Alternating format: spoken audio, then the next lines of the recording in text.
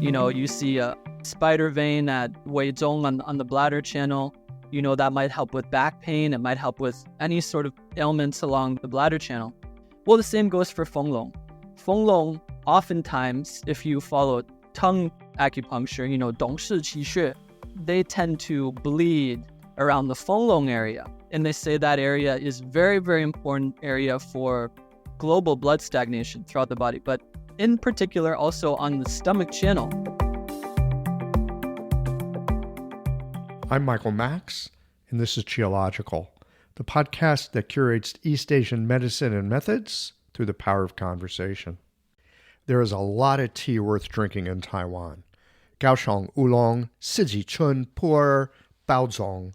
But my favorite is the charcoal-roasted Tia Guan Yin, the Iron Goddess of Mercy tea from the Mujia area.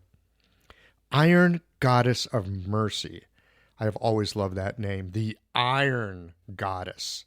That image delights me. I suspect that the Iron Goddess, she doesn't lay down the mercy that you want. She lets you have it with the mercy that you need. She's the goddess that is ferociously kind, the one that kicks your ass with love and has penetrating insight into how to break you out of your well-loved and cherished limits. I love the tea, and I love the image of iron mercy. Mercy that doesn't mess around, the kind of mercy that brings a liberation that you might only see in retrospect. It makes me wonder what an iron god of mercy would look like, feel like. How would that image and energy change men's hearts and make us more reliable in the way that is in line with the masculine energies of creation, husbanding, and fathering in the very best sense of the terms? Iron men would have the capacity to wrestle with complicated ideas without losing their footing and without belittling, strawmanning, or undercutting another's ideas. He has the capacity to disagree without disliking, respectfully consider multiple sides of an argument, and doesn't waste time or emotional energy on being offended. Iron men would not take advantage of women. They don't bully or steal or cheat.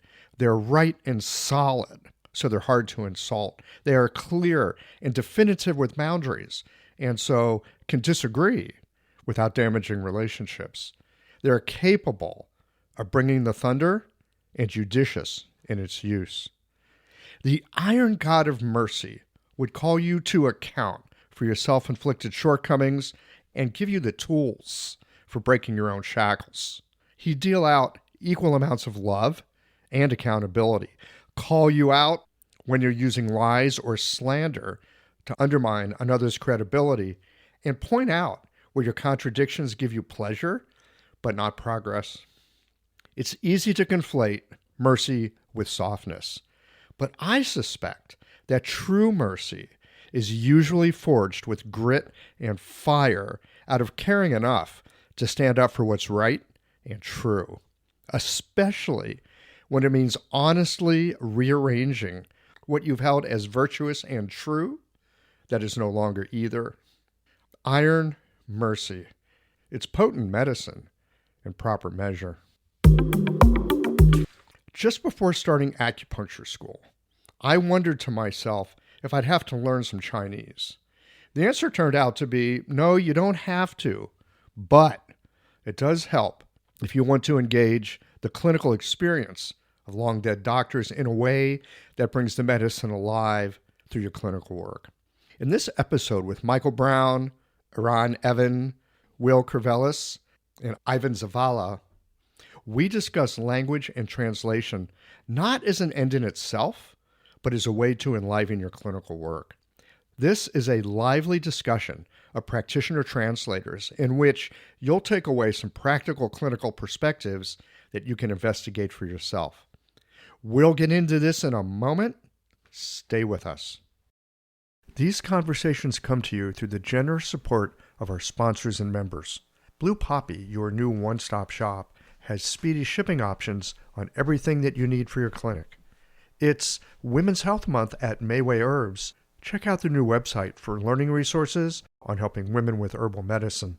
Are you a creature of habit? How about making a change that helps your patients and the planet with AccuFast needles? And later in the show, raising your fees doesn't have to be a difficult process.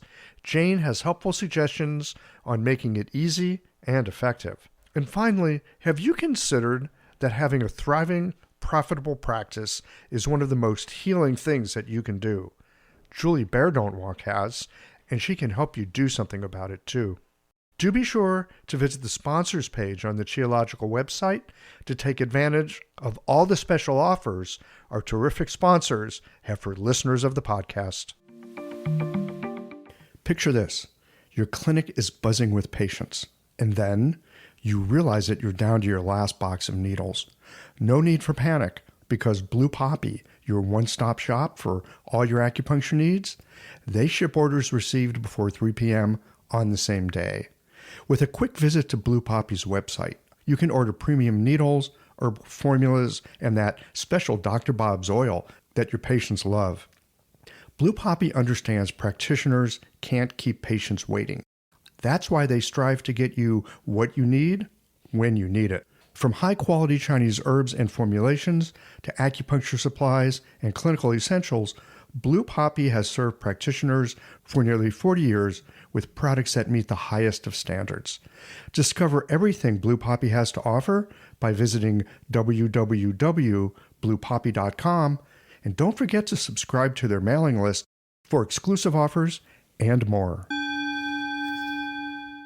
Hi folks, I'm Yvonne Lyle, president of Mayway Herbs. May is Women's Health Month, and as a women-owned and women-run business, we especially love how Chinese medicine can support wellness through every stage of a woman's life. So in this month's newsletter and podcast, we're covering topics like PMS, pregnancy, menopause, and osteoporosis. We'll share expert insights and effective treatment strategies you can put to good use in your clinic. Our Plumflower brand line includes herbal tea pills, tablets, extract granules, and organic herbs, all of which you can find on Mayway.com, and where you can also find articles, videos, and other resources to support your practice. Since 1969, Mayway has been a trusted source for high-quality herbal products. In these challenging times, please know that we remain committed to keeping our products accessible and affordable so you can take care of yourself and your patients. As always, thank you for supporting Real Chinese Medicine.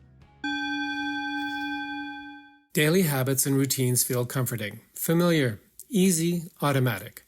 That's the power of repetition. You've worked out the kinks and can do it with your eyes closed. But what if you shook things up? What if you ditched the old routine and tried something new?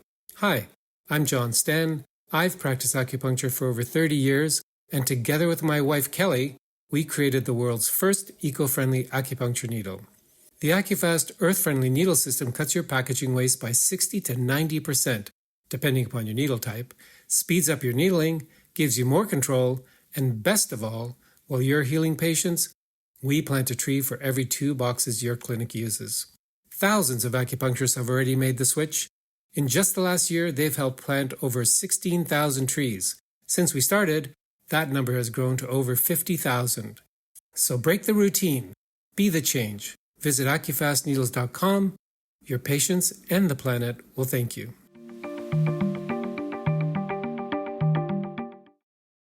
Today, I have got the International Chinese Medicine Translation Mafia with me. We have Will Cerveles. He's in Taichung, Taiwan. Eran Even in beautiful Port Moody, Canada. Ivan Zalava, you're Zavala. here in the Midwest time zone, right? Yeah, Chicago. Yeah, Chicago. And Michael Brown, you're in somewhere in Oz. Yeah, it's a pretty big place. Not many people know about it. Just Brisbane, but...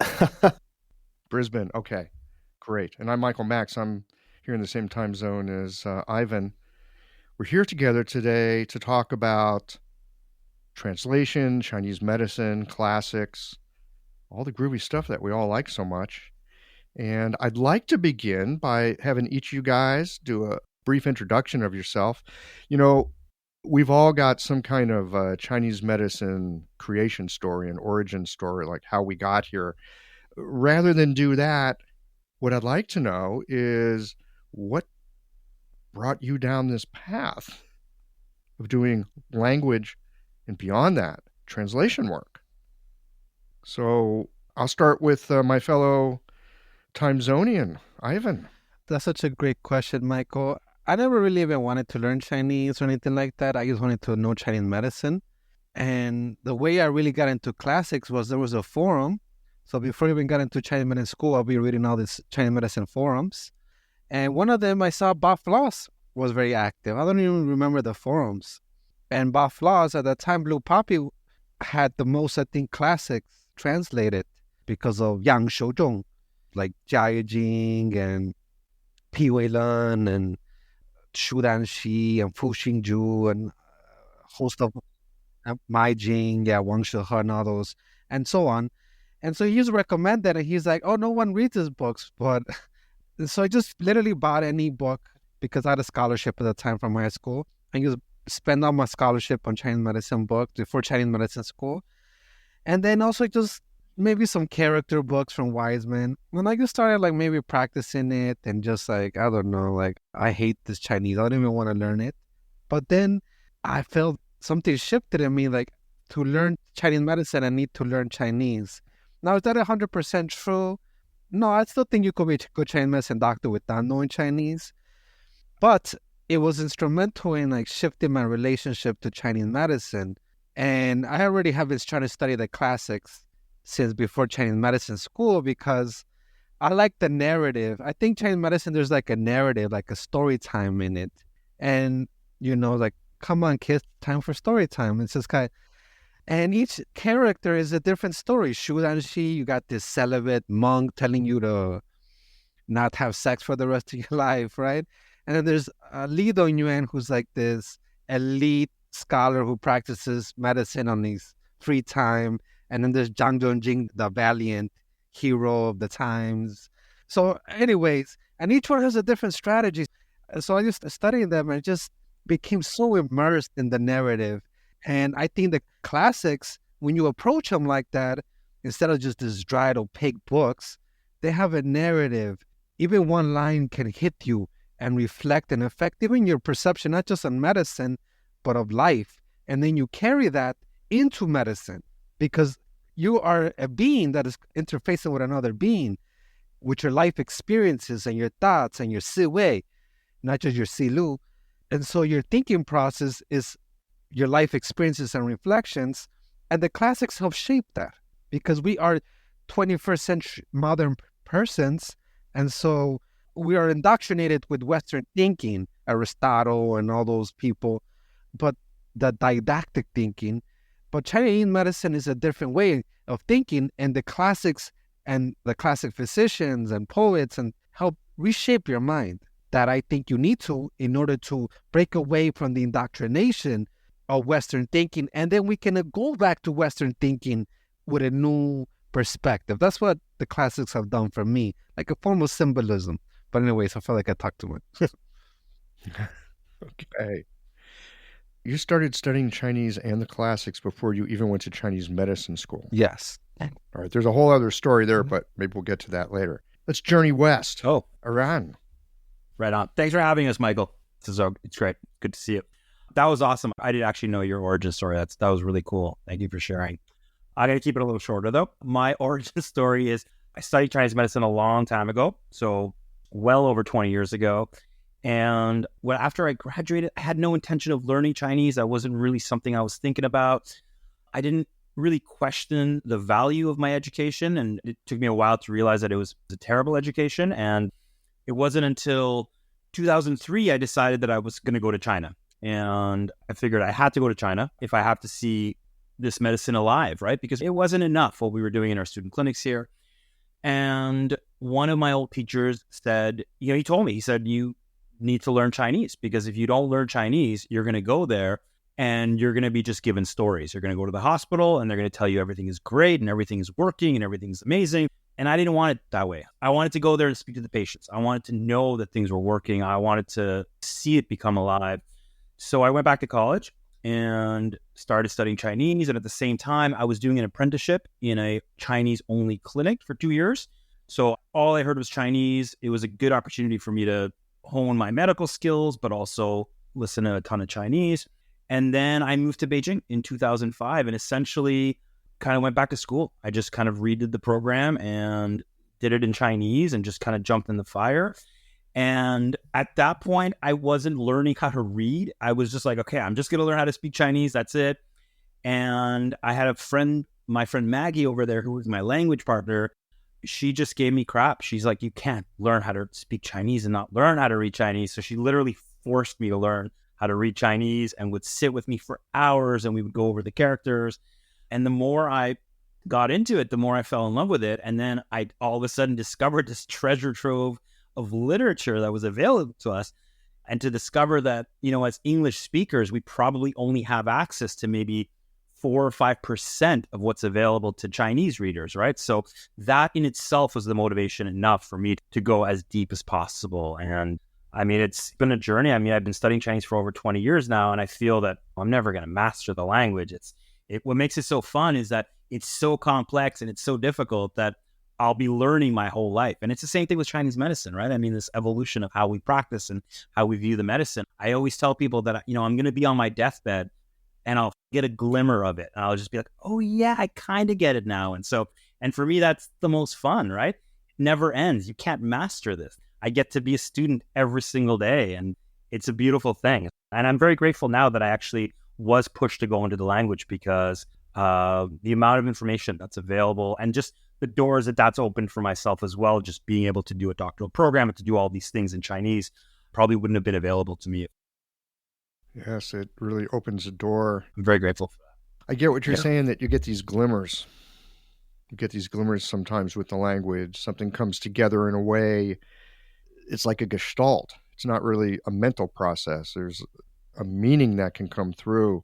These glimmers happen all the time. They happen in clinic, of course, as we're working with people. And it's interesting with the language as well that, I don't know about you guys, but sometimes I'll be working on a line or a paragraph and I'm like not getting it. It's like, what exactly is this? And then poof, it shows up. It's like, oh, that's what they mean. Yeah, I mean, you have to put some work into it, but it can pay you back in handsome ways. Yeah. Will, what about you? Well, like when I was in my third year in university, I sort of decided that I would go down the Chinese medicine path. And so just then, I said from the start that I would do it in China or Taiwan, got the scholarship to go to Taiwan, did like a long route where I spent some time in Taiwan, then in China. Also was in Beijing, interestingly. I didn't know Eran was in Beijing. I was there starting in 2011, so I guess we didn't cross paths at that time. And then I went back to Taiwan, did the program, and the rest is history. Which program did you do in Taiwan? It's called post-baccalaureate Chinese medicine program. So it's basically for, you already have like undergraduate degree, people who go into that program. So it's just a 5-year program. And for me, so obviously like the whole thing's in Chinese from the start.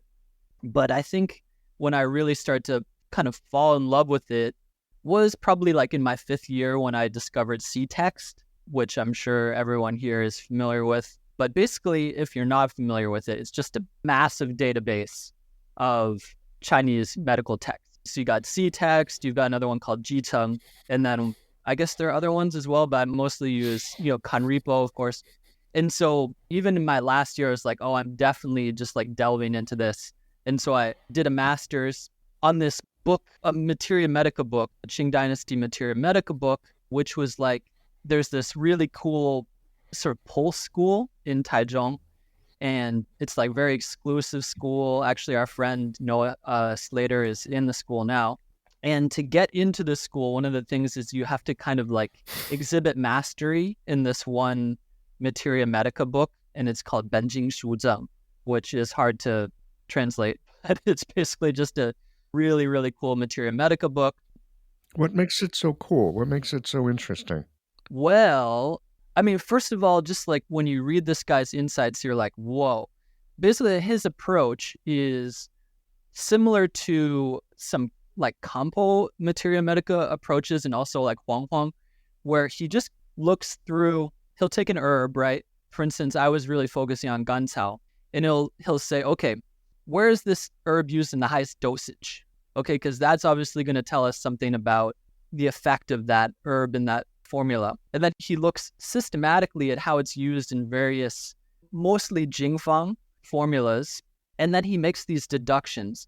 And at the same time, he does sort of a little bit of doctrine of signatures stuff as well, where he is looking at the way the plant grows and the season it grows and all these sorts of special characteristics of the plant. And he makes a deduction about what that plant does, typically in a very pithy way, 1 or 2 lines, and typically very focused on yin and yang and qi and blood sort of dynamics, as opposed to saying, organ theory or 6-channel theory. It's all about qi and blood, which is also a little bit sort of like going towards Kampo with their, qi blood fluid idea. But anyways, the thing about this guy is he always seems to be right. And whatever you read about this guy, he just gives you some crazy insight into herbs that you almost definitely didn't think of. But you're like, once you read through it, you're just convinced. And so I did my master's on this guy. I really delved into his stuff, and it really just opened my eyes to the genius of these people. And, the fact that they're all there in the books. They pour their hearts out into these books. And there's all of this, potential just sleeping in these books for us to mine, essentially. So it was an incredible revelation for me. That sounds like a great read. It's difficult. No easy feat. Yeah. It's true. Oh, thank you, Michael. Having lived in Taiwan. You're too kind. It's true. But yeah. All right. Right.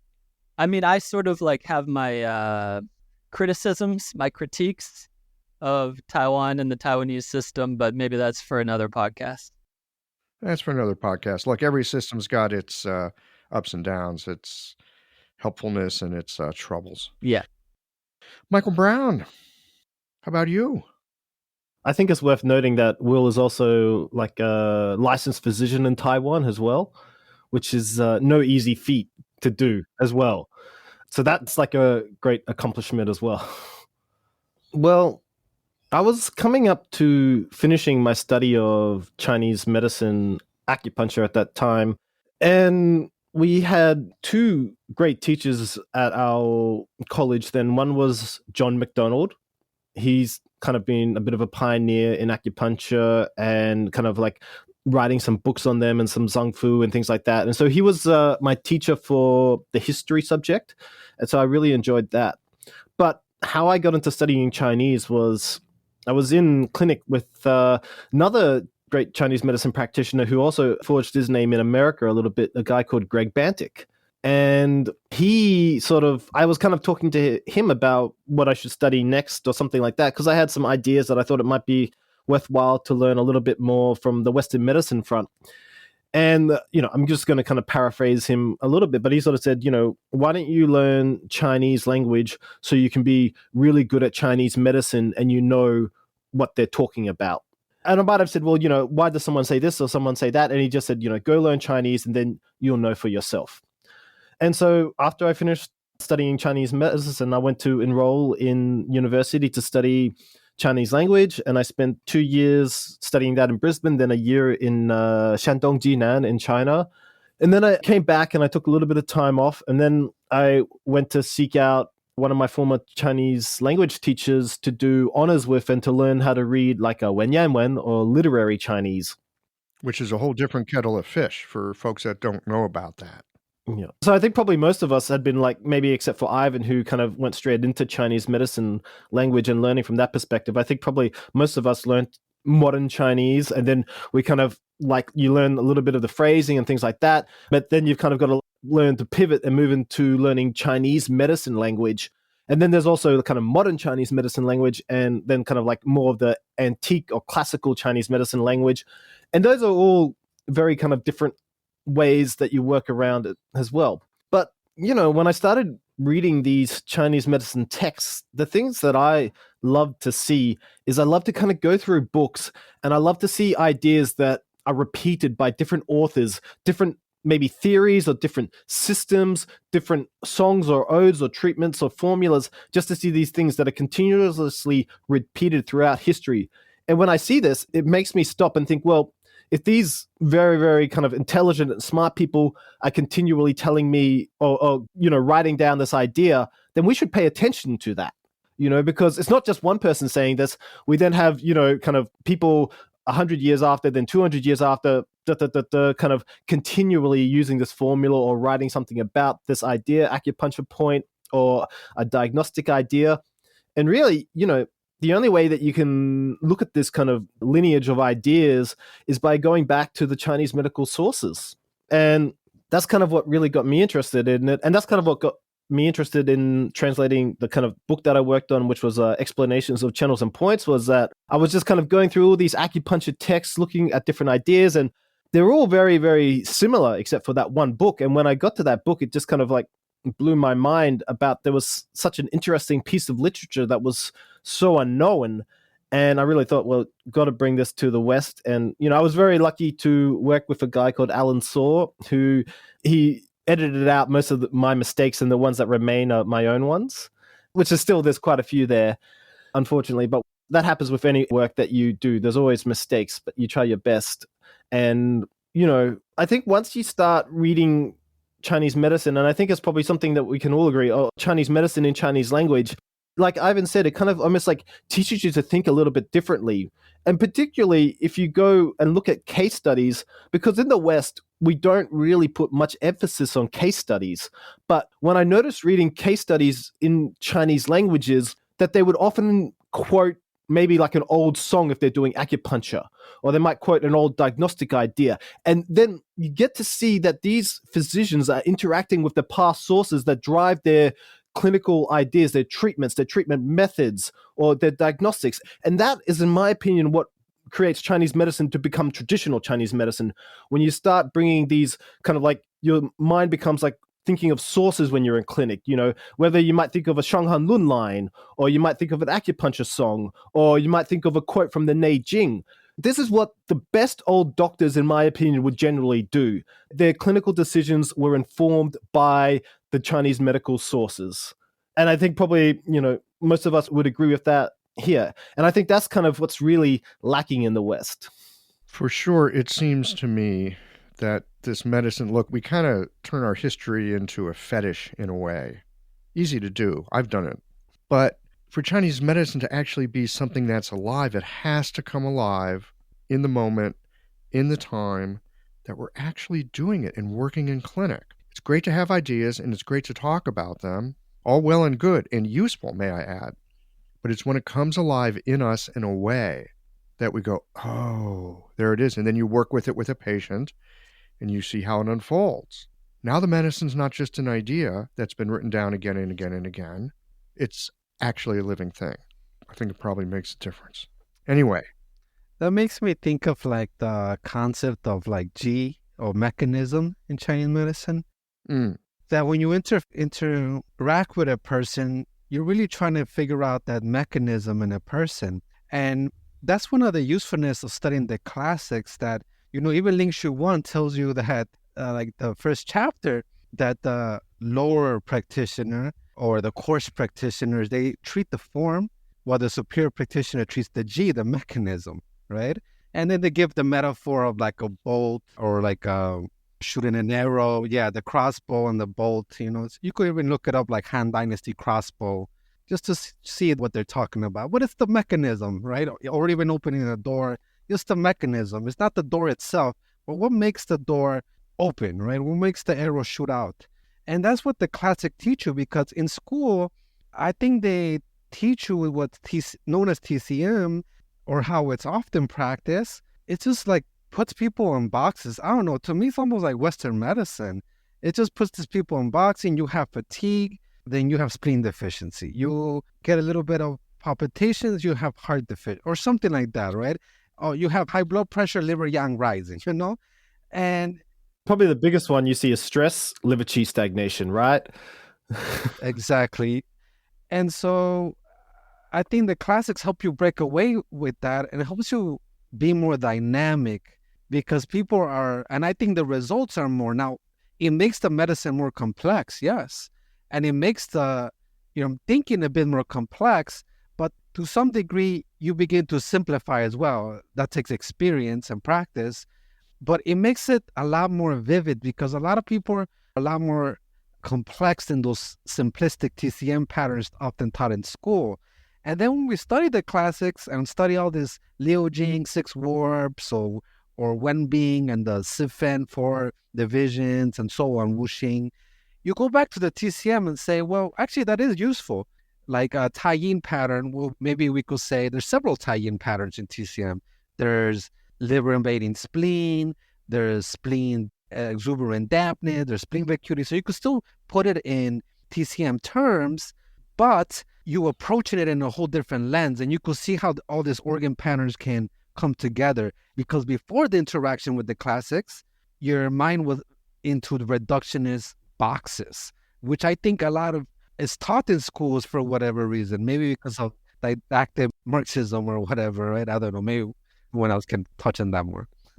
Well, there's also a test that people have to pass, and those questions are going to be on the test. So for sure, there's a part of the educational system that encourages that thinking because you've got to pass a test. Yes. But clinical work is different. I think like it's an interesting idea coming from like TCM. I think TCM has like a system is a good way to give people a good foundation. But perhaps where the schools fail a little bit is that that's kind of like the limit of what they teach people as well. And the other aspect I would say in terms of TCM is that they don't fully explain some of the ideas or the concepts that I think you could perhaps get in a Chinese textbook as well, where they might quote properly like the Su Wen or the Ling Shu for the TCM ideas. So that kind of, when people perhaps would learn about those concepts or those quotes in their foundations classes, then they might feel a little bit more of an urge to go back and read those original ideas. Whereas in a lot of Western schools, when they learn TCM, they might just get taught heart governs or heart stores the Shen, not where that quote comes from or what that quote might actually mean. They're just given that idea. And so I think that it is a little bit reductionist, but whereas I think it's kind of like, hopefully we can get some like maybe better like translations and ideas out and things like that that can help expand upon those terms as well. Yeah, and I think this gets into, for me, what's like a core principle in sort of like a source-based approach, which is this understanding of context. And you might say, well, that's kind of boring. Like, I mean, how is context going to help me in clinic? But it does. And I'll give some interesting examples here. This is an example that I thought of. And this comes from our friend Corey Dillow. Corey Dillow, who is working on a translation of a book on the history of the development of acupuncture by Huang Longxiang, which is coming out hopefully soon. I'm editing it. And he was having this discussion of the point Feng Long. What's that in stomach 40? There's this discussion online about stomach 40.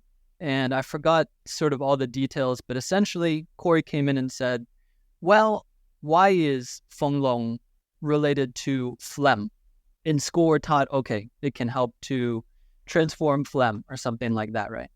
Well, if you go back to the sources, if you go back to early books, Ming Tang Jing, the Jia Jing, etc., you're not going to see it indicated for phlegm. Well, of course, phlegm wasn't even a very developed concept at this time, right? But you will see it indicated for one thing. And I think the other boys in this chat probably know what that is. It's mania.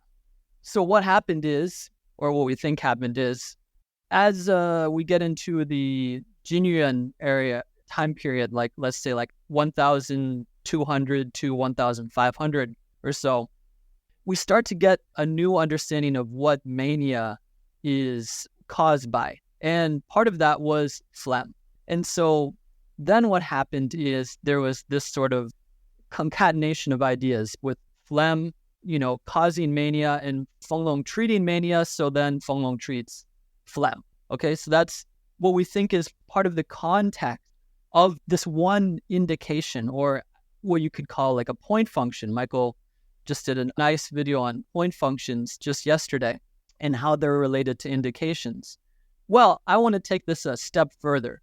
And this shows you, this goes from the realm of, that's nice trivia, Will, to now we can put this directly in clinic. So if we look at Feng Long, right, it's a collateral, right? It's the collateral point on the stomach channel. Well, what do we know about collaterals? Well, if you look at sort of what Corey is looking at with Huang Longxiang's book, collaterals often are what? They're these vessels that are sort of visible on the surface of the body. So they might be veins, or they might be what you call spider veins, right? And so what did they do? For these spider veins, they were typically bled. Even today, we know, you see a spider vein at Weizhong on the bladder channel, that might help with back pain. It might help with any sort of ailments along the bladder channel. Well, the same goes for Fenglong. Fenglong, oftentimes, if you follow tongue acupuncture, 董事气血, they tend to bleed around the Fenglong area. And they say that area is very, very important area for global blood stagnation throughout the body, but in particular also on the stomach channel. Well, now we get to our point here. If you bleed on Fenglong, you're essentially moving blood in the Yangming. Well, what does that sound like? It sounds like a very important formula in the Shanghan Lun for psychological problems, namely what? Mania. And that's Tao He Cheng Qi Tang.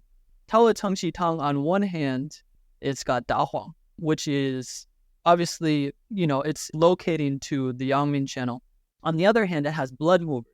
And so we know that combination of blood moving, purging in the Yangming territory treats mania.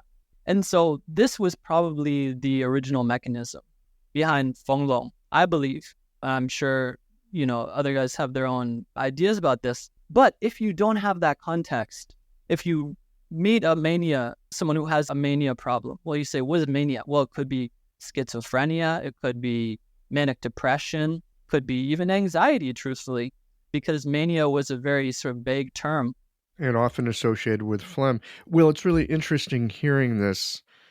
I think anyone who's practiced for a while knows that as you practice, you take what you've learned in books, kind of mix it together with what you experience in clinic. We all get kind of a relationship with acupuncture points. We kind of grok them. We get a sense of what they do. I can tell you from my experience that stomach 40, I've used it a number of times over the years to deal with phlegm, so to speak. And I'd always have that idea in my mind, like, oh yeah, I'm dealing with phlegm here. But it never felt like it worked. Sometimes you put a needle in, it's like, yeah, this is cooking. When I had that idea, I'm going to use this point to deal with phlegm, at least for me, in my experience, not so great. Lots of other things work a whole lot better. But thinking about an excess that might have a phlegm aspect that's manifesting as mania, I can see that. But that's different than how I've used it in the past. So thank you, and I appreciate that. I love these kind of conversations because someone this week is probably going to show up where I'm going to get to try this out. Right, yeah, and you see a lot. You always see spider veins around stomach 40. It's sometimes they're not that obvious. And so that attentiveness also to the source, where not only are we thinking about needling, but now we might also need to think about bleeding as well at that point, because that was really part of the original mechanism. And I think you'll see that really borne out in tongue acupuncture. I mean, I'm sure Ivan can speak to it more than I can, but it's interesting, tongue sort of developed on its own in some ways, in the mountains of Shandong. And it was sort of impervious in some ways to the modes of the time. So I wonder how it sort of preserves some of these more ancient ideas. Sometimes they'll say, Alan Sor will get mad at me, but they call it Qi Lu Yi Xue. Qi Lu Yi Xue is the medicine of the Shandong region, the sort of almost local medicine. And they claim goes all the way back to Bian Xue. And so maybe there's something to that. This episode is brought to you by Jane, the clinic management software that honestly just makes running a practice easier. Let's dive into something that's never easy, but sometimes necessary: raising your fees. It can feel awkward, right? But here's a tip that can really help. Consider offering flexibility to your patients as you introduce the change. When patients face new fees, it's natural for them to feel uncertain or concerned. That's where flexibility can really make a difference. Offering options like a phased increase, suggesting a payment plan, or even taking a moment to talk things through can help to ease the transition. These thoughtful gestures show your patients that you're listening and care about them, which strengthens the trust you've worked so hard to build. If you're looking for more ideas on how to navigate these kinds of changes, head to frontdesk.jane.app and check out the article, How to Tell Clients You're Raising Your Fees. One last thing, if you're ready to give Jane a try, you can use the code CHEOLOGICAL for a 1-month grace period on your new Jane account. Well, Michael, if you don't mind me asking, do you think that if you have a patient come in that you might bleed at this time, or would you be still try and needle it? Oh, if someone comes in with that mania presentation, and if there's a spider vein, Yeah. I'm all over it. Okay. Yeah. Interesting. If there's not a spider Very cool. vein, Yeah. I'll probably just needle it. But if there's a spider vein, yeah, I'll have at it for sure. That's probably a formula that I wouldn't Yeah. have thought too much for mania. So it's really great. Thank you for Will Yeah. for sharing Yeah. that with us as well. I hadn't thought about that too much, to be honest. But Well, again, it would be that Yang Ming kind of mania, Mm. right? There's different kinds of mania. Yeah. I'm trying to think in the actual indications for what is that? Sanchong? 西华 Y. Oh, 四化 Y. Yeah, 四化 Y. I think it's 0.5 chun superior to Fenglong if you make the... Because it's 7.5 chun from the popliteal crease, or the popliteal, the whole stomach 35. So 7.5. And Fenglong tradition is 8 chun, so it's just a little different. But it's basically, Well, one cool thing about, you can make the argument that I understand that it does treat blood stasis and it is a dual point, and yes, it treats blood stasis.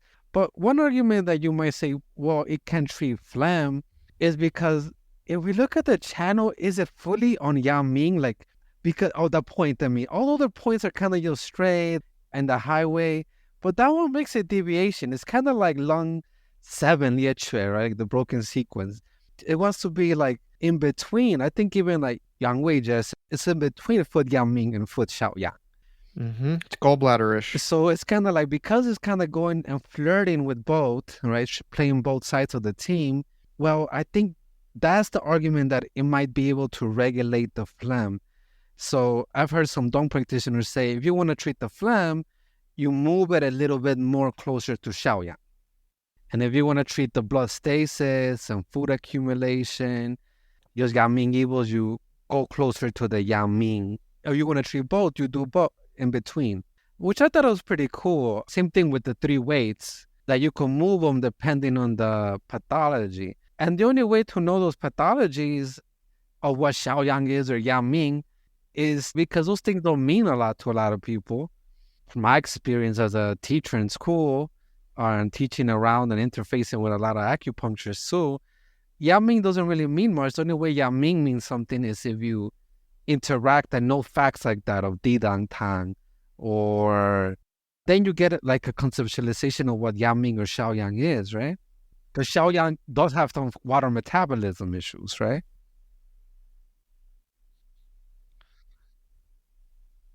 Yep. No, that's true.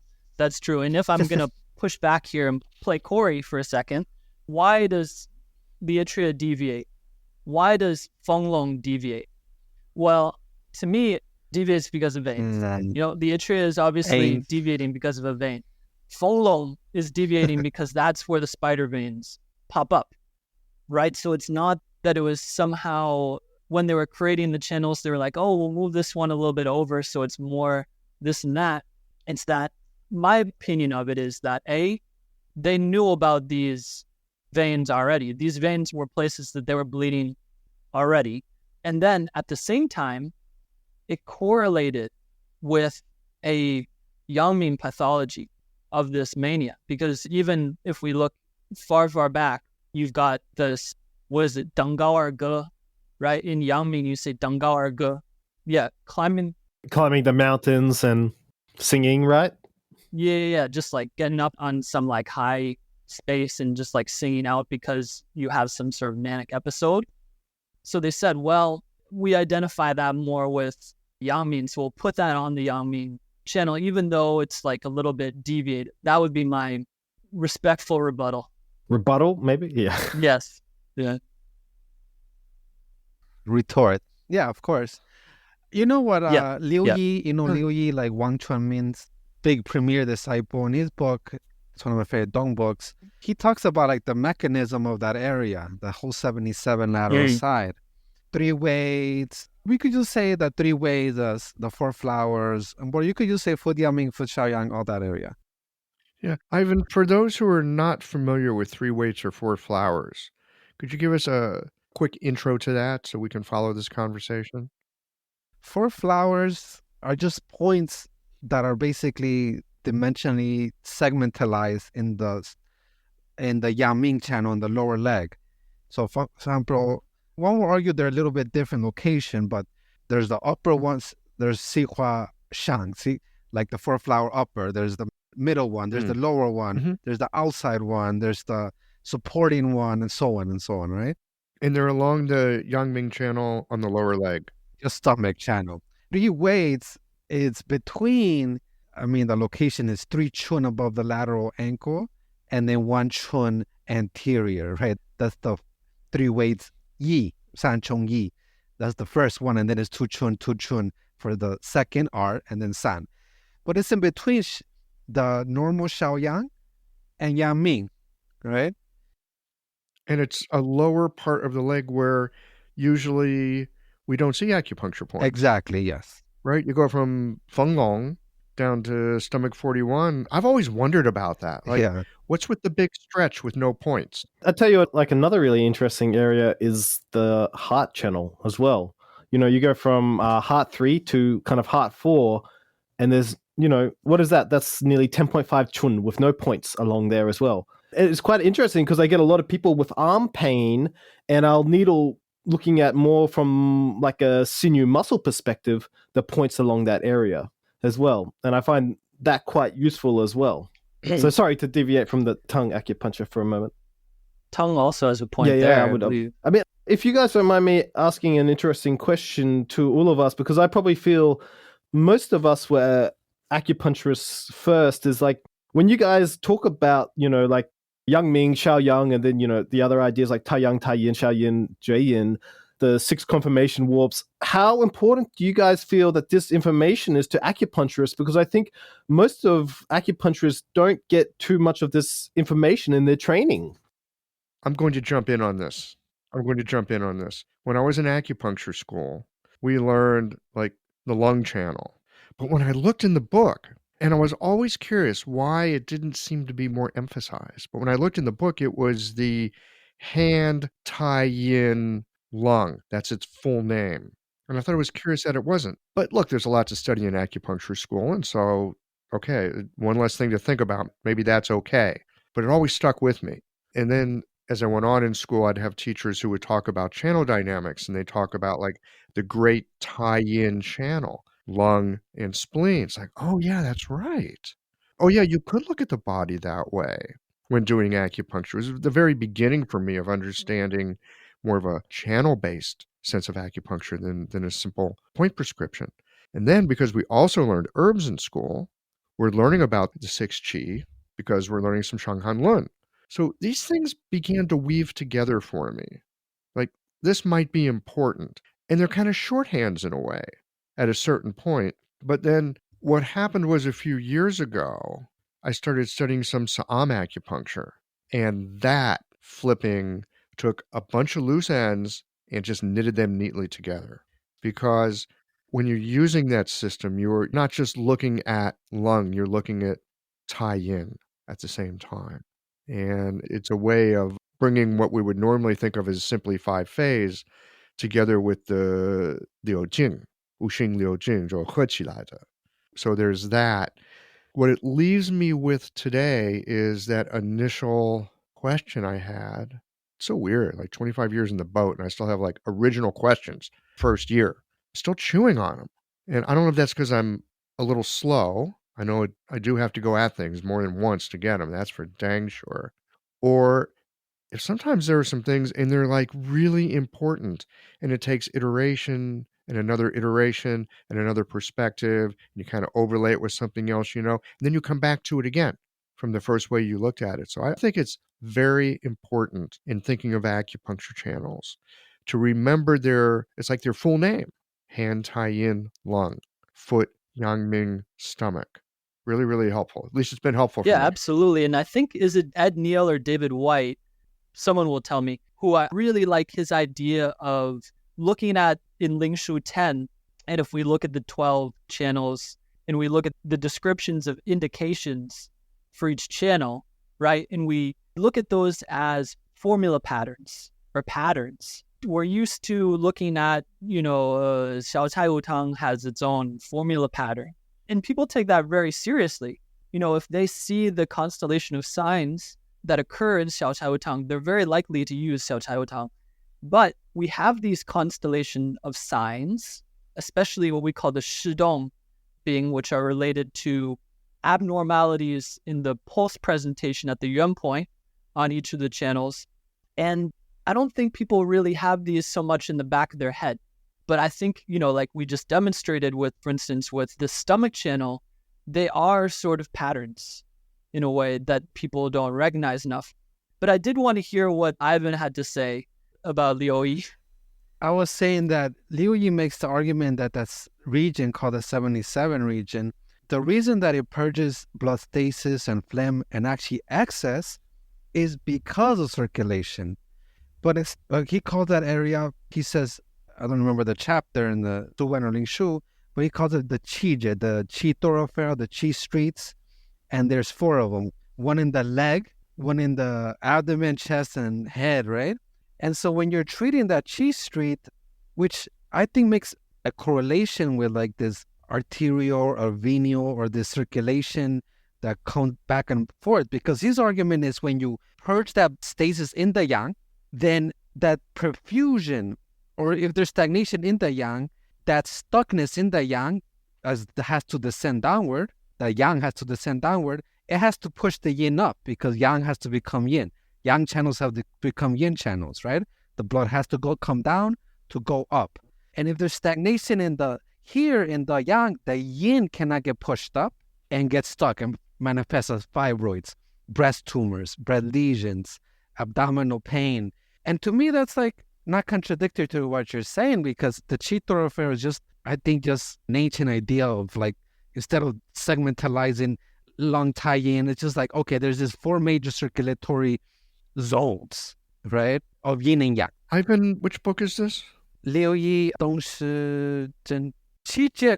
Dongshi Zhenzhou? Yeah, it's Dongshi Zhenzhou. Remember the name? Okay. Well, but it's a Dong method book. Yeah, it is. Yes, exactly. He's using it as an argument for that. And he's the only one I've known that actually makes the argument for that, which is fascinating to me and helped like explain to me so many things. Maybe this explains why Dong really likes to do a lot of bleeding. In that zone, yes. Right. Okay. Yeah. And that's sort of an argument you're saying also for why that can be used for cancers, tumors, nodules, etc., which is sort of what we think now is like a manifestation of phlegm or something like that. That's interesting too, because if you know what that relates to, yes, which I'm sure you'll remember, is Ni Hai Xia and his way of treating breast cancer, correct?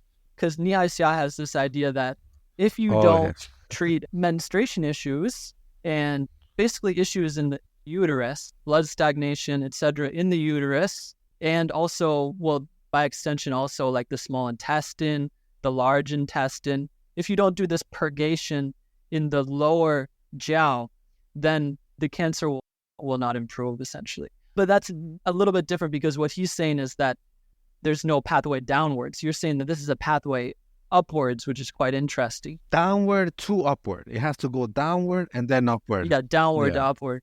Yeah. But he's quoting a cool. Ling Shu chapter about the Qi Jie, which is like the Qi streets or Qi thoroughway. You're back to mechanism here again, aren't you, Ivan? Yeah. Yeah. I'm a little bit interested in Iran's kind of like treatment ideas in clinic and things like that, how he approaches acupuncture and herbalism, whether he segments them in his mind or is he kind of doing a combined approach for both of them? Because he's probably, out of at least myself, Ivan, and Will, is the most senior practitioner amongst us. So perhaps he can give us some insights. Thanks, Michael. I actually can't give you a lot of insight because I mostly do herbal medicine. I was sitting here listening to you guys and I was like, oh, the lone herbalist here, just listening to you guys talk about acupuncture. I am actually very disconnected from the acupuncture world, unfortunately. I mean, the very little acupuncture that I do is just MSK-based stuff. So a lot of channel palpation. I've got my hands on my patients. I'm feeling articulations and movement of, range of motion of muscles and stuff. So I'm not actually applying really any form of classical approach to my acupuncture, which is actually very little. I'm 90. Well, I disagree because I would just say, I think in one of the Suwen or Ling Shu, they say, acupuncture for external, herbs for internal, something like that. So there's still I would say there's still an argument for the way that you practice, right?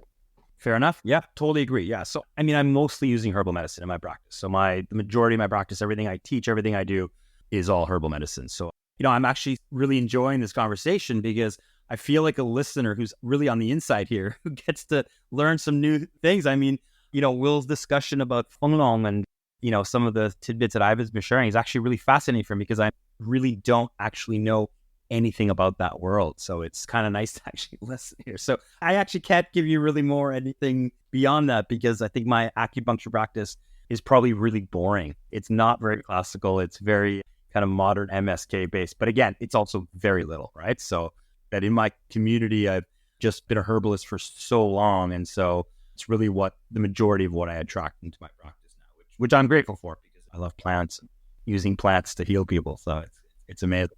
It's amazing that you're able to just market yourself as an herbalist. That's amazing to me because I feel like acupuncture, that's what they come for. Totally. And they kind of have to sell them on their herbs, but, I know. It took a long time. But you're right, though. Yeah, it took a long time. The way that I would think is best described is that, when people talk about Chinese medicine in China, they think of herbalism. When they talk about Chinese medicine in the West, they think of acupuncture. 100%. Yeah. That's an interesting dynamic. Yeah, couldn't agree. Yeah, Huang is certainly not doing any acupuncture, right? Huang's not there. He's not getting out his needles, right?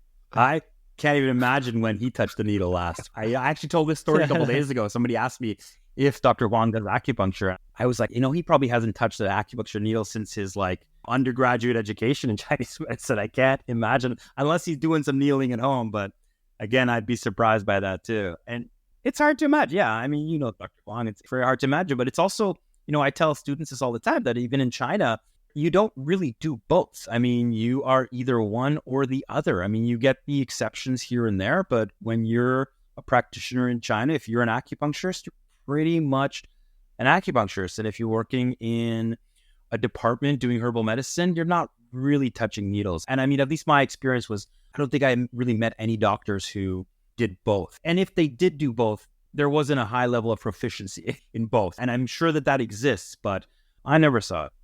I never saw it in China. No. I mean, I remember watching Wang Jui, Dr. Wang, phenomenal acupuncturist, amazing acupuncturist. On occasion, a patient wanted a formula and he would do something, simple, basic that supported the acupuncture. But I can't think of a single herbalist that I've ever studied with. Yeah, I saw my acupuncture teacher give some I can't think of a single couple times, but Will, what about you in Taiwan? Have you seen people do both, or is it still very segregated? People do a little bit more of both, I'd say. Oh, well. Yeah. But the thing is, I don't want to get too much into Taiwan bashing, but the level of formula prescription there is not super high. So it's sort of easy to do formula prescription in Taiwan. So everyone kind of does it. They do something called stacking formulas, which is basically just one formula for one symptom. I had a teacher there in Taiwan, and when I first went to go see him, I was very sick. I had just gotten there, and I basically had no Chinese because I was there to learn Chinese. And a friend of mine took me there, and the guy's old. He's like a fossil already. He's in his early 90s. And I've got this really bad head cold kind of thing, and I get these horrible coughs afterwards, these terrible dry coughs. And this friend took me, and this guy prescribed some herbs. And I had the girls at the herb counter tell me what was in it because, I want to know what's going on, right? I'm trying to learn something. And he had put together like 4 or 5 different formulas and then modified it with a couple of herbs. So he was basically using a formula as an herb, right? Because he was just looking for that function, for that thing. And I looked at that and I thought, oh my God, I'm going to die. I'm going to be in the hospital. They're going to airlift. I was really flipped out. But, I'm here to learn and I got some herbs and let's find out. So I took those herbs and I woke up the next day. This was one of those miraculous moments in my life. I coughed and I coughed up this incredible large amount of gooey phlegm. I hardly ever cough out gooey phlegm. I have dry coughs that linger. So this guy's ability to use that method was mind-blowing, absolutely mind-blowing. So it's kind of like a compo modified in a way. It's probably an influence of the Japanese having been there.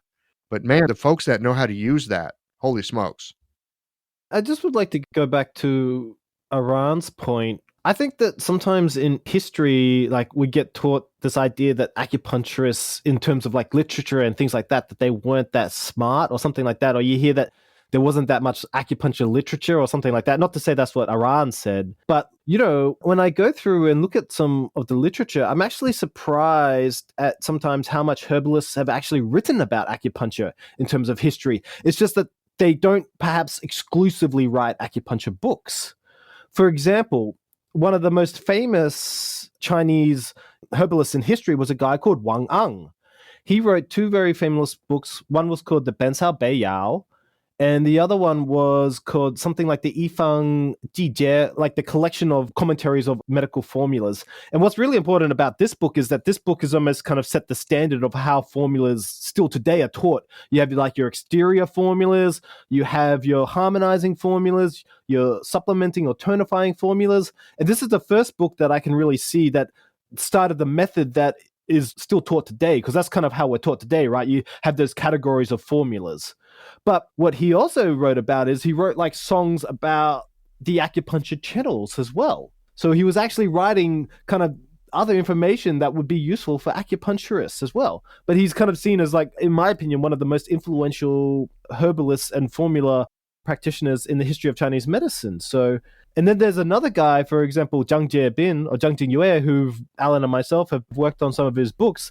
He talks about this case where he's tried all these other herbal formulas, and there was something like some sort of like liver accumulation.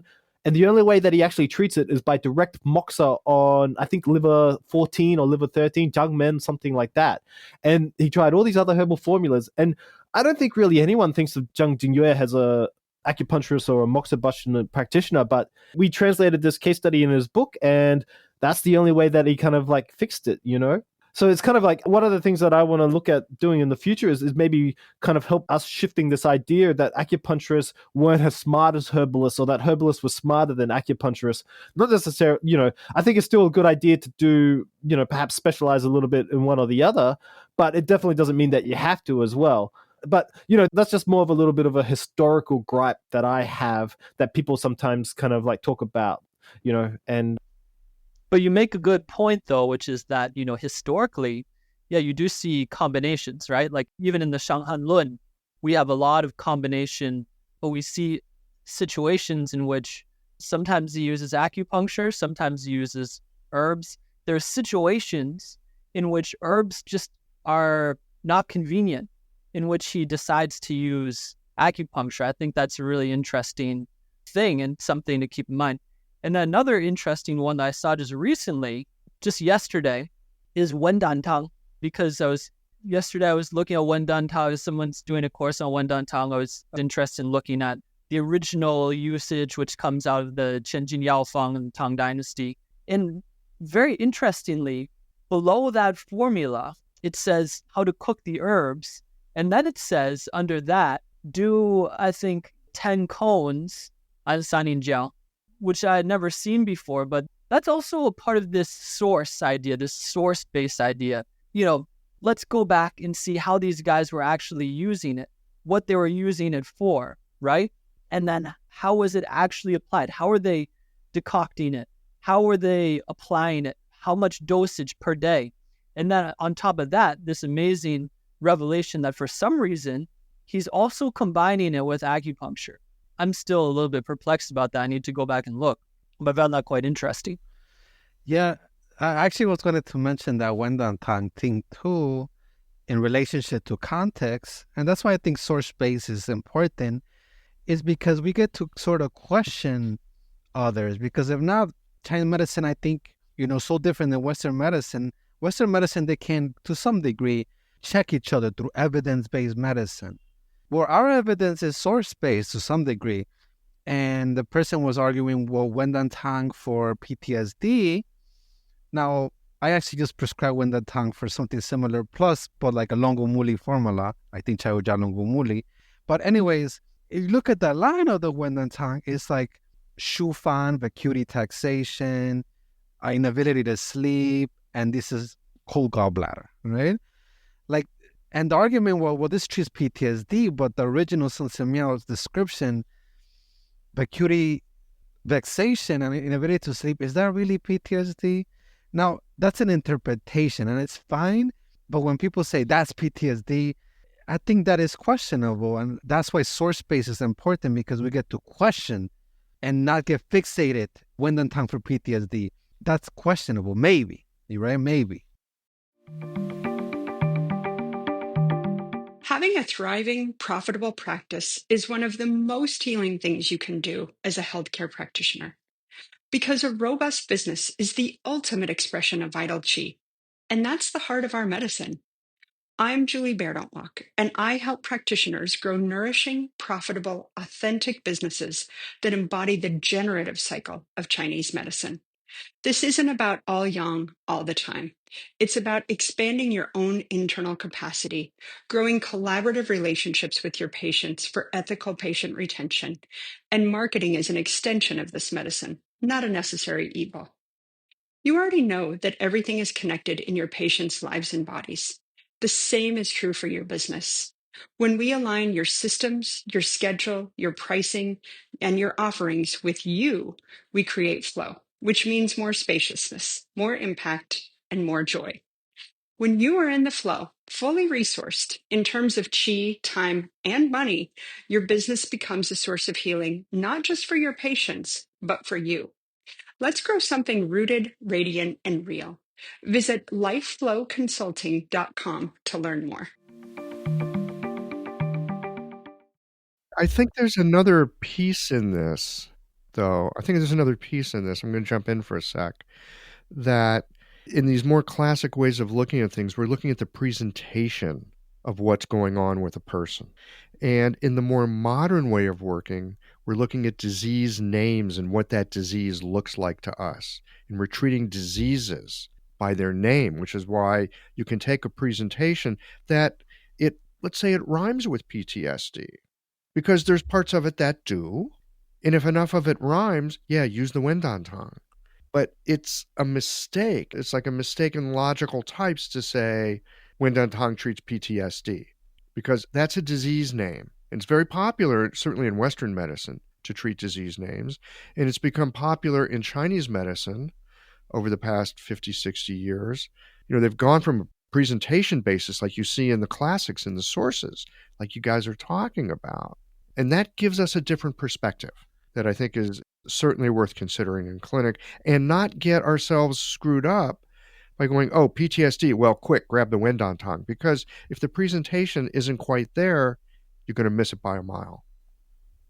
Yeah, and that's what I think that kind of brings us full circle to what Ivan was saying before when we first started was, grasping that physiological mechanism. And if we don't grasp that mechanism, then what are we really doing? If we're just going to start applying herbal formulas to just diseases, I don't even really think we're practicing Chinese medicine anymore, right? We've lost the kernel, we've lost the heart of it, right? So, and I think that, part of using the Wendan Tang example is, a lot of doctors will try to interpret and take symptoms and take reading between the lines of characters to try to unravel it and see what it means to modern day. And I think that the PTSD connection, a lot of, from what I've read, is going back to Chen Yan's description of Wendan Tang, kind of with talking about treatment after a major illness. And so it's like, well, what was that major illness? Was that a major form of trauma or whatnot, which results in this vacuity of fixation and an inability to sleep, these fright palpitations? So I think if we look at it in that context, it's easy to kind of potentially draw a correlation to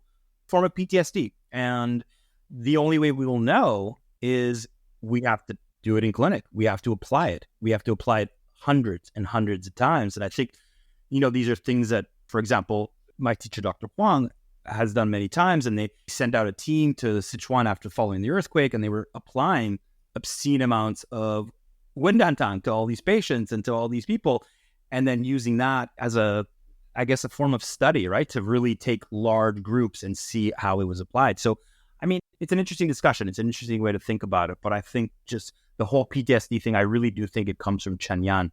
And I think that his description might be the closest thing we have to, it's like, sure, that does kind of sound like PTSD, right? But just to close off, what I'm trying to say here is, without grasping the mechanism, like Ivan was saying, I don't even think that that's really Chinese medicine anymore, right? We need the mechanism. I just want to talk a little bit about this case study in a book that I read, which was called Treatise on Seasonal Disease. I think the author's name was something like Lei Feng or Li Feng, something like that. But he talks about this case where he's treating this person. I can't remember exactly what, but he gets the treatment wrong. And the person starts maybe like vomiting blood or some kind of form of vomiting or something like that. And he's writing in his case study, and he says, in the Neijing, and I'll just paraphrase, he goes, remember, you mustn't seek the root to treat the disease, not the branch. And so he says, this vomiting of blood, this is the disease that we see, but not the disease that we treat. He's still going back, like he wants to go back and figure out what was the original disease that was caused. And so he comes up with like a formula that treats that. And then this vomiting of blood also gets fixed as well. So I think that's just such a important and critical thing to think, is that sometimes in clinic, and this goes back to the mechanism, this goes back to what Eran was saying of looking at context, and to Will, is that sometimes the diseases that we see in treatment is not necessarily the disease that we treat, because there's a mechanism underlying that disease that is causing it to present. But us as kind of physicians, and I think that the best way for us to understand these mechanisms is to read the sources of the source-based kind of texts, right? It's interesting to hear Eran say that, though. Obviously, because if we look at Huang, he's sort of coming from a Campo perspective to a degree. Obviously, he has a lot of this large pedigree in, Jiangsu area, and all the people who come out of there, and the Caoyingfu and all these people who would have looked at mechanisms. If we look at Campo, that's very not mechanism based, right? Obviously, there are some people who propose some mechanisms and stuff, but it's really about formula pattern, correct? Or, the Fangzhengren, formula pattern person, including constitution. And so that's not really related to mechanism. And I think if we look at a lot of Jingfang in China today, there's very little mechanism. There is some, but not to the same degree that we saw, previously in someone like, if you look at like Tang Zonghai, or these sort of like Republican era guys, and, how deeply they went into mechanisms. But if you look at, for instance, Feng Shilun, he actually distinguishes the sort of medicine he does, which he calls Jingfang, from the kind of medicine that exists in the Huangdi Jing, which, what does he call it? I think he calls it Yijing, which is mechanism based, right? And so there's almost a distaste for that in modern China, I would say. Of looking at mechanism. But can't you kind of get mechanism out of looking at person, presentation, and formula? Doesn't that also kind of speak to it from a different angle? Maybe ask Eran that. I do. I think that that's the huge discussion. But to sum up the way Dr. Huang would look at it, because, if we're talking about, if we go down the rabbit hole of mechanisms and understanding physiological mechanisms, that's a whole nother theoretical discussion. When you are a clinician seeing 60 people a day, you don't have time for it. You don't have time to wax poetic all the time, unfortunately. I actually just read an interview with Dr. Huang that somebody asked him this long-winded question about trying to understand deeper meanings behind things. And his response was, 我喜欢简单. Like, I just like it simple, that's it. I like it simple. And I thought that was a perfect response, because he goes right to the point, right? So yeah, so I mean, discussing mechanisms, it is a slight deviation from the way Dr. Huang does things. And Dr. Huang works on the triangular model of the Fang Bing Ren, understanding the formula, understanding the disease, and understanding the person. But I think you can't understand those things truly in a deep way and how they interact without really knowing and understanding the mechanisms. And I mean, he may not discuss them and talk about how Taiyang rises and Yang descends, but you wouldn't have any of these things without an underlying understanding of those mechanisms, right? Well, I was just going to say quickly, one of the things that I love about Chinese medicine is that, like, I think sometimes we talk about these competing schools and differing ideas, but perhaps it's a better way of more calling them like complementary schools. Is that like just because they don't have the same ideas doesn't mean that we can't learn from like Dr. Huang's learnings and then also look at it from a mechanism perspective. They don't have to be necessarily competing in our mind. They can be complementary and help us learn and understand the medicine in different ways. And Ivan, sorry? Absolutely. What I was going to say is that, yeah, I mean, I agree with Will that sometimes the mechanism can lead you astray because you're so lost in theoretical meanderings without looking at the person. Like, what's the use of thinking about Wu Tou Tang if you don't know the presentation of Wu Tou Tang, right? Or Guizhi Shai or Zhenmu Tang, what's the presentation? Swollen legs and like the swollen joints and the Li Jie presentation, right? Or Guizhi Tang, whatever. That's why I think Zhang Zhongjing first gives you line 12, like the whole sort of presentation and sort of mechanism of Guizhi Tang. And then in line 13, he just repeats the same line almost, but just simplifies it. That's the Fang Zheng. So he's like, don't forget, like, you need to know what the presentation is before you just get lost that it treats Zhong Feng. It can treat a whole bunch of things like necrosis. I read that Guizhi Tang can be treated for brain abscess I've seen cases because... Well, that was a Chowing Fu case, right? Yes. I think he treated brain abscess. Yep. Or his student or whatever, but because of the Fang Zheng, right? So I do agree that sometimes the mechanism can lead you astray. But I think one paradox in clinic is when you get this paradoxical symptomatology where, like, why a lot of our doctors who treat RA, why do they use Wu Tou? Like, why do they almost always use, even in Hot B, they'll use Wu Tou? And that's because the underlying mechanism of, even if it's Hot B, it's still cold B. So they'll combine it and change it, right? And that's why a lot of clinic times you'll have like, wait, why do you have like a cold surface but like a hot interior or something like that? It's just maybe like there's always this paradoxical symptomatology that sometimes just prescribing just purely Fang Zheng might leave you confused too. That's why I think a combination is important. Exactly. Couldn't agree more, Ivan. Beautiful. Yeah. But what I would say is that I think like Dr. Huang's kind of like teaching perspective is that, like you said, it's kind of like simple. It's just kind of like, if I could bring it back to what we were discussing earlier about TCM, it's a really good foundation. And it's like, it's not like you can't study more after that, but it's kind of like before reading like Taiyang opens, Yang Ming closes, Xiao Yang pivots, just get the formula patterns, right? Like what's in the herbs, what do they treat? Don't worry about all these kinds of like kind of whimsical dynamics of, the Benbiao, Zhongqi, things like that. Just know what these things treat. And then, once you know these kind of like, you can walk in clinic, then you can perhaps go and run. I mean, was that perhaps kind of like Dr. Huang's ideas there, Eran? Yeah, absolutely. And that's exactly how I teach in my classes too. It's always the Fang Zheng.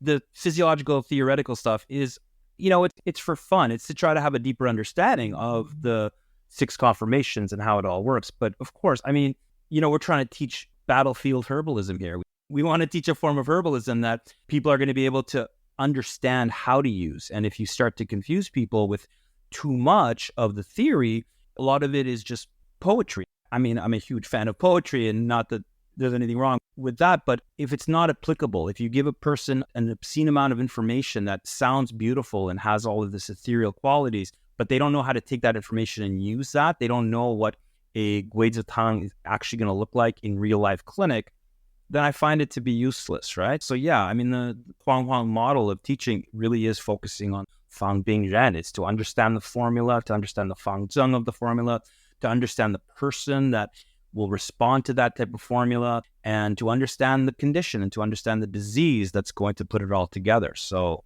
absolutely, yeah, that would be his model. That's part of source-based, is sort of the credo of source-based is a respect for these sources and the fact that oftentimes with indications, they represent the crystallization of experience, clinical experience over hundreds of years and thousands upon thousands of cases, right? And so people say, well, sometimes you'll say, people saying, don't need to read, the Zhenzhou Da Cheng or something and look at those indications because that's just someone said that. But oftentimes, as Eran said, it's battle tested. This isn't just, someone's whimsy. This is what they went to time and again. And another example of this, which is quite interesting, is if we look at Gancao, right? I did a little research on Gancao back in the day. And Gancao, if we look before the Song dynasty, well, actually, including this, before the Yuan dynasty, Jin and Yuan dynasty, Gancao was sort of represented as a coursing, unblocking herb. In the Mi Bie the second text in which Gancao appears in history, there is a line that says, Gancao tong xue mai. Tong xue mai means unblocking the blood vessels. Now you might think that's odd, because once we get to the Jin Yuan dynasty, what they do is they start getting fancy with theory. And they say, well, forget about the indications that came in the past. Let's just look at what it says in the Huangdi Neijing and sort of rationalize something. And so they rationalize that, sweet is moderating in the Huangdi Neijing. And they say, okay, this is the most moderating herb. It helps to moderate all the other herbs in the formula. Well, that's so different from the experience of people from the Han Dynasty to the Song Dynasty. And if we go by their understanding, we lose all of this sort of depth in 3 dimensions that Gancao as an herb has in texts like the Shang'an Lun and so on and so forth. And so for me, it's very, very important to take indications that we find in these early texts very, very seriously. Yeah, absolutely. If I could just quickly give a shout out to Will's article in the Lantern from a couple of years ago. I think that a lot of this information is actually in there, and I don't know if we can add it to the show notes or something. I don't even know if that's possible, Will, but it's a beautiful read, and I think it'll just expand so much on what Will's talking about here. The Dazao article is great as well. I mean, it's funny that you say that because that was actually in that Lantern. Will and I both published an article in that. And that's actually how Will and I became friends, because he posted on one of the forums asking about the article that I posted. And I looked at it and I thought, who's this bozo asking about my article? What does he know? This schmo. He thinks he can come along and ask stuff about me. Oh boy, he's got something coming. And then anyway, I spoke to him and I thought, hey, this guy, he's all right. And we've been good friends since then as well. Well, gentlemen, we are getting close to a time where we need to land this thing. First of all, thank you for the time today, the discussion today. It certainly has been lively. And it reminds me again of how amazing the medicine is that we practice, that it has this incredibly rich history if you can read it. And big shout out and big thanks to you guys, because I was kind of joking a little earlier that this is the international Chinese medicine translation mafia, but you're kind of the new generation of translators of the medicine. We have had other folks that have come before that are instrumental in bringing so many books from Chinese into English. 50 years ago, there just weren't that many. There's enough books on Chinese medicine in English right now. Even if you only read it in English, you still couldn't read them all in your lifetime. So we live in a time of abundance that way. But as you pointed out, there's all kinds of other materials, other sources out there. And it also kind of, I think Ivan pointed this out earlier, it kind of does something to your awareness and your consciousness when you engage this material. It makes you a different kind of person, not just a different practitioner. It makes you a different kind of person. I'd like to end this today with each of you maybe following up on that idea of how has this work and engaging these sources changed you as a person? And then also to hear what you're working on now. And then I think you guys have some kind of teaching thing going on. I'd like to hear about that as well. Well, do you want to start in reverse order, and go first from the introductions. I would just say that, in my opinion, Alan Saw is probably one of our number one translators who isn't joining us, and I edit a lot of his material. I'm lucky enough to do that, to work with Alan, because he is just a brilliant, phenomenal translator.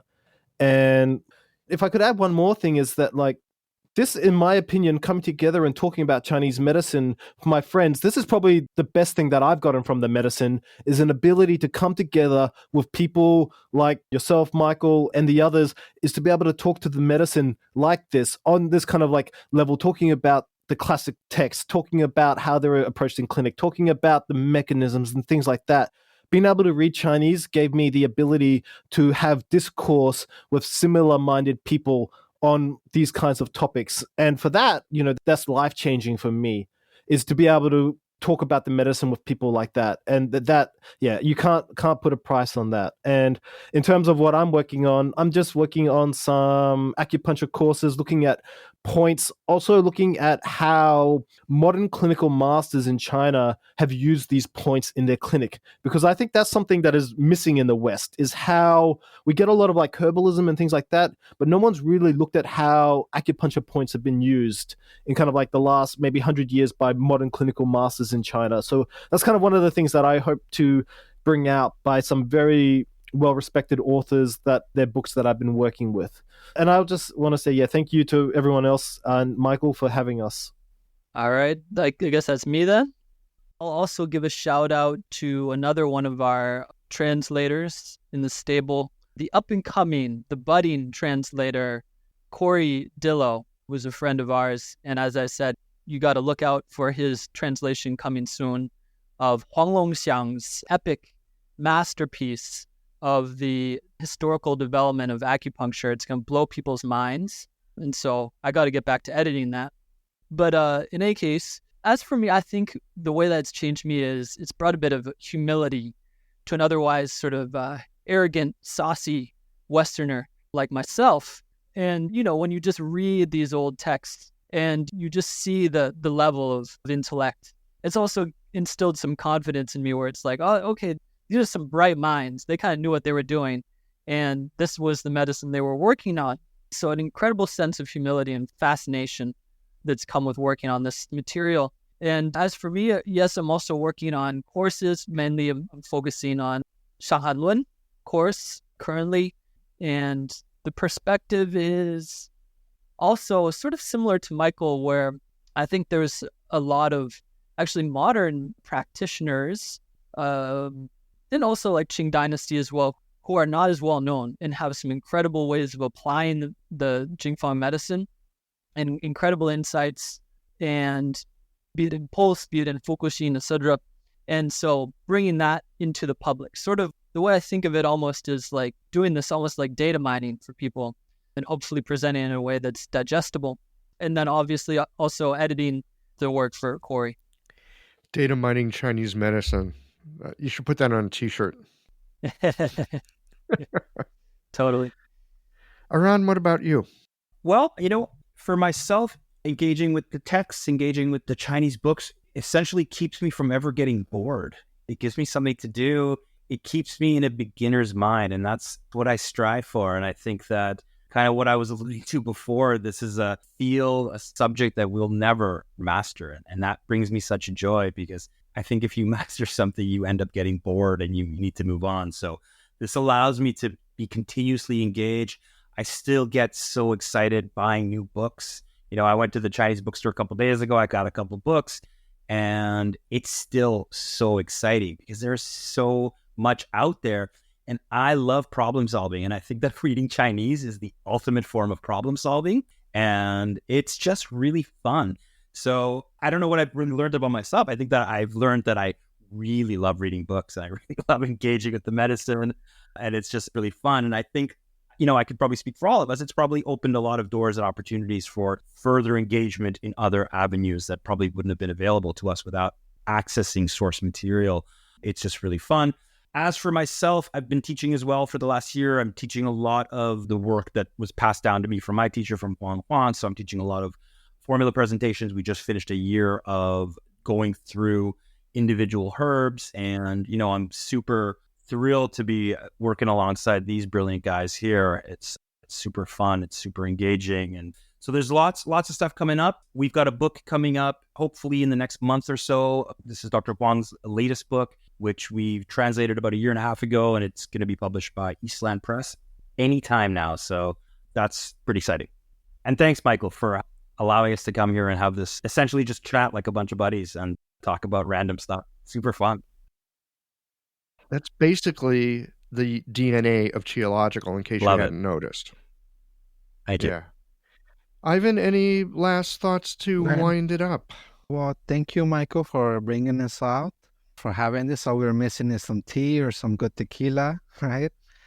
How Chinese medicine has changed me is actually my body wouldn't be as very functional without Chinese medicine. Like I've had some autoimmune stuff, I've had some PTSD stuff and other stuff. So Chinese medicine to some degree has saved me from a plethora of suffering. So that's what drives me, because, like we talk about poetry. Well, for me, like I got into Chinese medicine to some degree because of my own conditions. So I like to approach Chinese medicine like, how do I treat disease? Or how do I tangibly change a person's condition, right? So to me, all theory leads up to that clinical result. And I have to say, I wouldn't classify myself a translator because I'm not the one per se. You guys are, and I always thank every translator for bringing that. I've translated things because I've taught, so I've put a lot of translated like some books that I put into my courses, but I've never put any books, so that's why I'm hesitant to ever call myself a translator like you guys. And I know the massive work that it requires. But what I'm really working on is just clinic and trying to really help get into what we call the Academy of Source-Based Medicine, which with Will, Michael, and Eran. And I think we are introducing something very special to the West. And I don't know, it's like something that we're all bringing some unique insight and connection to the text and helping it bridge that clinical connection to people. Because I myself, I'm always focused on clinic, and I have a good, decent experience treating complicated things, cancers, autoimmune stuff, genetic stuff, and the classes like didn't help that. And I think in the academy, we're going to help people help treat that better. That's terrific. Well, we'll be sure to have links over on the show notes page to a lot of the things that we've talked about today. So if you all want to go check that out, head on over there. Gentlemen, thank you so much for this time today. It's really been a lot of fun, and I so appreciate your time. Thank you. Thank you, Michael. Thank you, Michael. Yeah.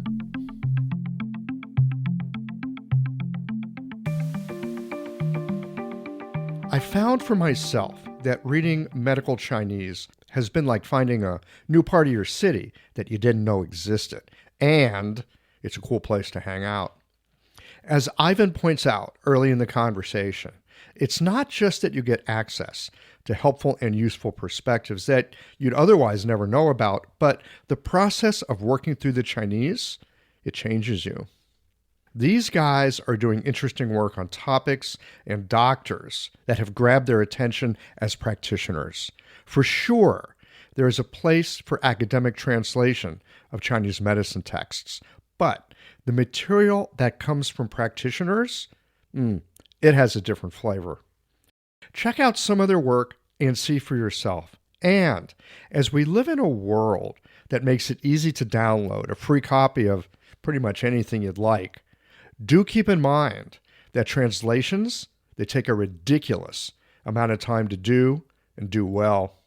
I encourage you to show some respect and help support the people that are giving you access to the treasures of old doctors. Buy the books. Don't steal them off the internet. I'm serious about this. Not paying for these works is like eating next year's seed corn. If you love the medicine and you appreciate the access to material in a language that you don't read, buy the books. Support the people who are burning their Jing essence in service of the work so that you can become a better practitioner. Well, here we are at the end of this episode. If you've listened up to this point, you're either a rabid fan of Qiological or the forward button on your podcast player stopped working. If you are indeed a fan of the podcast, You can help us to bring new episodes to our community of practitioners by supporting us with a membership or a one-time contribution. Details, of course, are on the website. That's it for today, friends. Join us again next Tuesday for another thoughtful episode of Qiological.